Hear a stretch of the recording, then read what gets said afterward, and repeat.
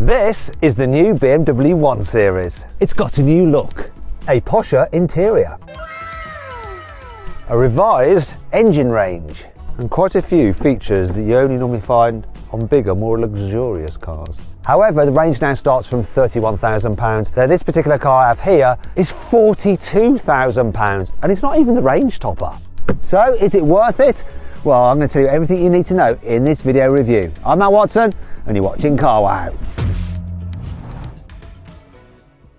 I'm going to start off the video with the inside of this car because I don't think any small hatchback feels so much like a big car or is as a luxurious feeling as this new 1 Series. So, materials on the dash feel lovely and squidgy. The design is pretty cool. Every single model gets this huge widescreen touchscreen here as well. Well, this part's a touchscreen. That's your digital driver's display. It's very responsive, look at that, and the colours are crisp and nice. The only problem is I find it a little bit confusing to use at times. So, yeah, you have to go into this menu there like that. I think older iDrive systems were better. Speaking of which, older iDrive systems had a swivel wheel, so if you didn't want to use a touchscreen, you could use a little wheel to turn to operate things. Not on this car, they've gotten rid of it. The digital driver's display is better than on previous BMWs though. There's lots of different views you can do. You can swipe through different menus and looks and stuff like that. It's got loads of information there for you. Plus, this particular car is optioned with a heads-up display. However, it is not all rosy. You see, if you dig a little bit deeper on this car, you'll find some materials that are worse than I've seen on any other BMW for the past 10, even 20 years. The trim here from this door pocket, it's not great. But the worst bit is this, look. This trim here is horrendous. It almost makes the car feel a bit pre-production-y. Even Mercedes wouldn't pull that shit. That bit of trim is the kind of thing that you'd find on something like a Dacia, not a BMW. Also, the sun visors feel horrible and cheap as well. What's that all about? These little areas just let the car down, but the worst thing is the indicator stalks. They're just so flimsy and cheap sounding. Listen to this.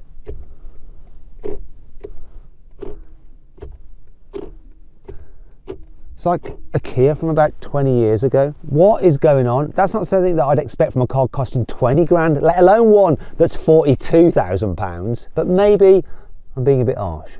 You see, the range kicks off at £31,000 for the Sport, but you need to spend the extra £2,000, so 33 grand, to get the M Sport because you get some key upgrades like a more aggressive front bumper, M badging, and these wonderful M Sport seats, which I think are the best seats in any small car on sale right now. They are so lovely. There's something else you get if you have the M Sport, and that's M Sport suspension, which is very handy if you enjoy this sporty driving car.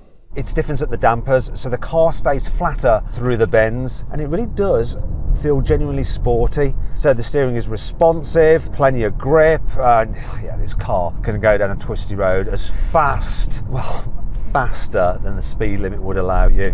This normal version of the 1 Series does have a hot hatch vibe to it, it really does. And it's good fun, which could be what you're looking for. However, there is something you need to know. Believe it or not, BMW has removed the diesel engine from the 1 Series lineup. Why? Now all you can get is a 1.5 litre 3-cylinder turbo petrol with 170 horsepower. Actually has a mild hybrid system, so it's boosted by a little electric motor. And then there is the 2 litre turbocharged petrol in the M135i, which puts out 300 horsepower. That car's all-wheel drive. This one, which is the 1.5, is front-wheel drive, but all versions have an automatic gearbox. No manual is available. Anyway, what does that mean for the performance? This car is supposed to do 0 to 60 in 7.8 seconds, so let's see what it can really do. Now, the road is a little bit damp. You don't have a launch control on this particular model, so I'm not sure how it's going to play out. Let's do it anyway. Brake boost it. A little bit of wheel spin. Come on. Did a bit of a short shift there into third, but here we are. Oh, 0 to 60 in 8 seconds. Not quite as sporty as I hoped. Still, on the flip side, at least it looks quick, it really does. And there's a real racy look to the design of this car, especially the front. This bit here, these indentations remind me of those on the M3, but without the kind of Bugs Bunny teeth, silly beaver face grille. Wheel sizes start at 17 inches on the Sport, rising to 18s on the M Sport and going up to 19 inches if you have the M135. This particular car is fitted with the M Sport Pack Pro. So that includes some styling upgrades such as M Sport brake calipers in red. You also get the Shadow Line pack, which is like darker trim bits around the windows and such.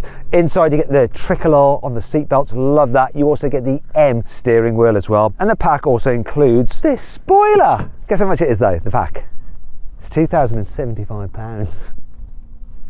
What? Here at the back, it's quite a good looking car. I'm not convinced though by this fake diffuser, and I'm a little bit disappointed you can't see the exhaust pipe. It's hidden underneath. Obviously you can on the M135. Now, can you spot something a little bit odd about the back end of this car that's a bit different to other 1 Series from the past? Something to do with numbers? Let me know in the comments. I'm not going to tell you. Now, I must apologise for how dirty this car is. I'd like to show you this beautiful purple paint. Now, you probably wouldn't go for this purple paint if you're buying it with your own cash, but if you're leasing it, you'd have to worry about depreciation because it's all built into the cost. You could go for something exciting like this paint scheme, and that's what I would do. Now, I do want to show you something. So this is one of the reasons we didn't wash the car. Honestly, it's not because we're lazy. It's because I want to illustrate this. With many cars, I criticise the fact that the rear window wipers are very small and they don't clear much of the rear window. However, on this BMW, have a look at this. I'll stand back. Look how much of the windscreen it's sweeping. You can stop now, I'm getting wet. That is actually really good. That's less good, but anyway. I'll tell you what I do like though. Can you show us the lights? I think the light design's quite nice. This is what they look like at the front. That brings us on to 5 cool features about the new 1 Series. The 1 Series is available with something called BMW's reversing assistant. It allows the car to retrace its steps, so if you're driving in somewhere, it'll just play your driving backwards and you don't have to do anything, it'll turn the wheel for you. So I'll show you this happening now. They've just driven that car past me, so come on then. The driver is not going to touch the steering wheel, and look, it's going to go around me. At least I hope it's going to go around me. Is it? Oh, where's my feet? Worry, no, it's all fine, look. Yay! Clever, clever, clever. Now that feature is part of the Tech Pack Pro and it costs £2,750, but includes other bits and pieces like the heads-up display, the adaptive LED lights and keyless entry. You can get the car with a panoramic glass roof, which does make it feel lighter inside. It even opens, look. Oh yeah! However, it's a £1,050 option. You can get the car with a Harman Kardon surround sound system and it's absolutely banging. However, it does cost an extra £550. You can choose from these different colours of interior lighting and they'll display here and other parts on the edge of the dash. But when you go into sports mode, look, you get the M tricolor colour. Lovely. You can get proper 3-way folding seats, so with through loading. Look at that. Nice. Nice. I like that. There is a £175 option.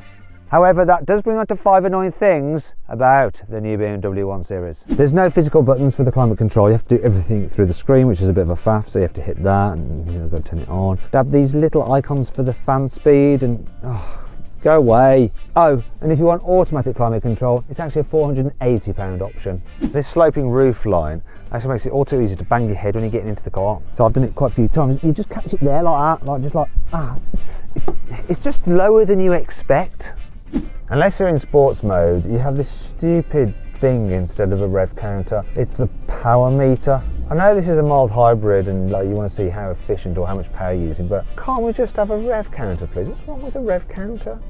The key for this car feels very, very cheap, but they do give you this little leatherette pouch and it's got this special thing to help lift the key out of the pouch. See that mechanism in there? However, if you put this in, like that, it's so tight that you absolutely can't get it out using that thing. You just can't. So if you want to get it out, you need a screwdriver.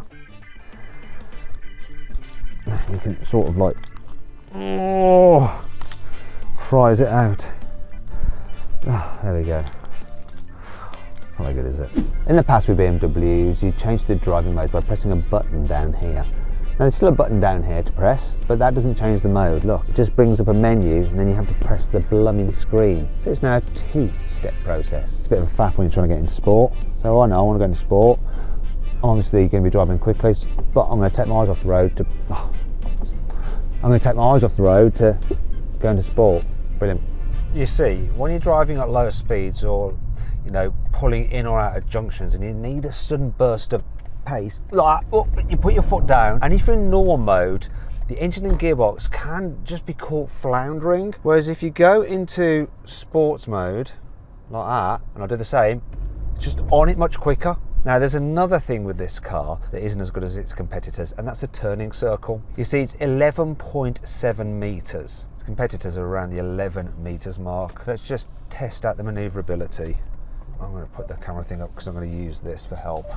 So actually the light steering's helping me out here. Visibility is actually pretty decent, to tell you the truth, apart from the big blind spot caused by the back pillar. But these cameras and stuff like that really do help you out. So it does make the maneuvers easier than they might be when you consider that it's not quite, you know, physically as maneuverable as its competitors. In fact, the turning circle on this car is slightly worse than on the old 1 Series, which is odd. And there's something else that's not quite as good as on the old 1 Series. Bizarrely, if you have the 2-litre version of this car, the 135, then you have a boot capacity of 380 litres. On this version though, the 120, it's 300 litres. That's because of the mild hybrid system. Look, it eats into boot space. See this under there? That's your underfloor storage. If you have the M135, you get all of that space as underfloor storage. However, there is one benefit of the mild hybrid system. You see, the mild hybrid system can fill in the torque gap when you put your foot down before the turbocharger spools up. So in other cars, you put your foot down and like you got to wait for a second until the car comes on boost, then it finally starts accelerating. Whereas this, there's just like on it that little bit sooner, which just makes the engine feel more responsive. And often you forget that it's just 1.5 litres. It feels pretty rapid when you just dab the throttle. That's good. See what's also good, it's reasonably relaxing to travel in. These seats are lovely, the way they hug your body. There's hardly any wind noise, just the odd flutter from around the big door mirrors. The only thing you really notice is the road noise from the tyres. That's similar to the old 1 Series. So too is the economy. So this particular version is supposed to be about 47 miles to the gallon. I'm averaging 42, but then that's what I'd expect from the previous generation 1 Series. And there's something else that's similar too. In the back, it feels about as spacious as the old 1 Series. So knee room, it's all right. Headroom, I'm fine, but really tall people might struggle. So it's not great for carrying 3 people in the back at once. It's a bit of a squeeze. Why are we still here? Just to suffer? And people over 6 foot, especially if they're on the outer seats, are going to end up banging their head against this curved roof line here. When it comes to fitting a baby seat,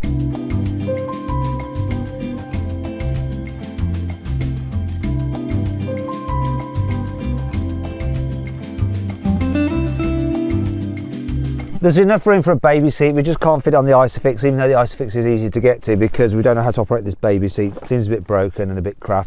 It's also not a rear facing one, so let's just see if we had a rear facing one, if there'd be enough room. Probably just. However, there is an area where this car is rather good.